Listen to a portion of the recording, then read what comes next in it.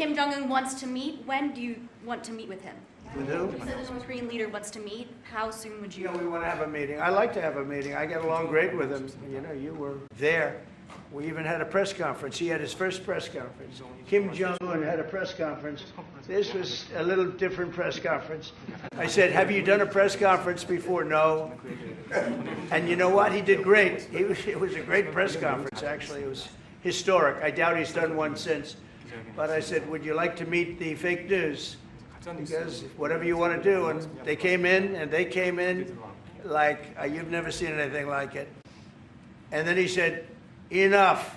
And that was the end of the press conference. That was the end. It ended very rapidly. But I think he had a good time. I look forward to meeting with Kim Jong-un in the appropriate future. Would you reduce the number of forces in South Korea so that the United States could have more flexibility in the region? Say it? Would you consider reducing the number of U.S. forces in South Korea so that the United States can have more flexibility? Well, I don't want to say that now because we've been friends and we're friends. And look, we have a lot of people over there. We have over 40,000 troops in South Korea. As you know, South Korea agreed to pay for that during my last term. And then when Biden came in, they complained to Biden that I wasn't a nice person. And he agreed not to pay. He gave up billions of dollars. We were getting paid billions of dollars. But then Biden ended that for whatever reason. It's unbelievable that he did. But we have a very good relationship militarily. They would say, but we gave you land. I said, no, you didn't. You lease us land. There's a big difference between giving and leasing. And maybe one of the things I'd like to do is ask them to give us ownership of the land where we have the big fort. You know, we spent a lot of money building a fort. And there was a contribution made by South Korea. But I would like to see if we could get rid of the lease and get ownership of the land where we have a massive military base. Okay? Would you go? Thank you, Mr. President. How are you planning to make? I also want to ask this question to Mr. President. Who are you with? I'm Jong I am from South Korea's KVII-TV. Good. Thank you so much. Good. So as mentioned earlier, United States is South Korea's most important and closest allies. So in this point of view, I would like to ask you and also President Lee, what do you think are the key ways to make the South Korea-U.S. alliance greater? Well, I think it's great now. I feel very warmly toward South Korea. I will tell you that I have a lot of people in business that I deal with that are from South Korea. They love Trump because they feel I've saved. I think you would have had a nuclear war if I weren't. I think you would have had a nuclear war, North Korea and South Korea. I think it would have been a disaster. You're only 60 miles away from Seoul. They don't even need nuclear. They have their cannons, you know, howitzers, and they have them buried in the mountain. You know what I'm talking about. And I think you would have had, if I didn't win that election, if Hillary Clinton, crooked Hillary, won that election, I think you would have had a nuclear war. It would have taken place, and it would have been horrendous for everybody, including them. It would have been very bad for them because we would have had to enter the picture, and we are the most powerful nuclear country in the world by far. Russia's second, China's third. China's going to catch eventually, 5 or 6 years. They're working to catch. One of the things we're trying to do with Russia and with China is denuclearization. And it's very important. One of the things I discussed with President Putin the other day, it wasn't just that, it was also other things. And I think the denuclearization is it's a big aim. But Russia's willing to do it, and I think China's going to be willing to do it too. We can't let nuclear weapons proliferate. We have to stop nuclear weapons. The power is too great. Okay? Thank you. President, I'd like to ask you further question about South Korea and U.S. alliance. I'm Anna from the Korea Times, and I'd like to ask you about the trade deal that's on the table.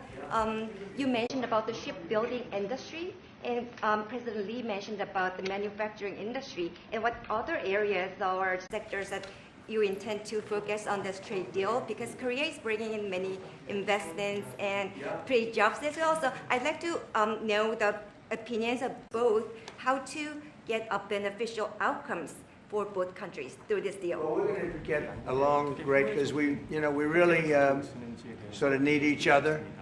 We love what they do. We love their product. We love their ships. We love a lot of the things that they make. And they love what we have. We're dealing with them on Alaska having to do with the oil. They need You need oil and we have it. So we have a big advantage in that way. We have more oil and gas and coal and energy than any other country in the world by far. No, for whatever reason, God was very good to us. He gave us the greatest. We didn't use it. We started to use wind. Wind doesn't work. They started to use solar panels that took over the land all over the Midwest, where the farmers said, what happened to my land? They'd have a 10-mile by 10-mile solar field that they couldn't farm, the most valuable land, farming land in the world, probably the most vibrant in the world. And they put solar plants all over the place. It's ridiculous. Big, massive black fields of solar that all comes out of China, or plastic, all comes out of China. But we have the greatest amount of energy in the world, and we're dealing with South Korea, as you know, in Alaska, and we're going to be making a deal, a joint venture with South Korea. Japan is involved also, very strongly involved. So we have Japan and South Korea, and we're actually the closest. You know, it seems like quite far away, Alaska and Korea, but actually it's right up the little ocean, right up the little Pacific Ocean. It's actually pretty close, relatively speaking. But we have more oil and gas and coal than any other nation in the world by far, and we're going to use it. And that's the thing that South Korea, I think, most wants from us, I would think. Mr. President, would you go back to the DMZ to meet with the North Korean leader? Say it. Would you go back to the DMZ to meet with the North Korean leader? I loved it. Remember when I walked across the line and everyone went crazy? Especially Secret Service, I would say they were going. And I looked into those windows, you know, the windows, the glass, that you could only see if you looked direct, because there was all sorts of stuff. But I looked in and I saw more rifles pointing at me than you could. There were a lot of rifles in that building. The Secret Service was not happy. You know the buildings I'm talking about? The two blue buildings on each side. And I walked up the middle and I looked in the window and I saw more guns in that room than I've ever seen in my life. I looked at the other side and it was the same thing. And yet I felt safe. I felt safe because I have a great relationship with Kim Jong-un. I hope it stays that way. I think it will.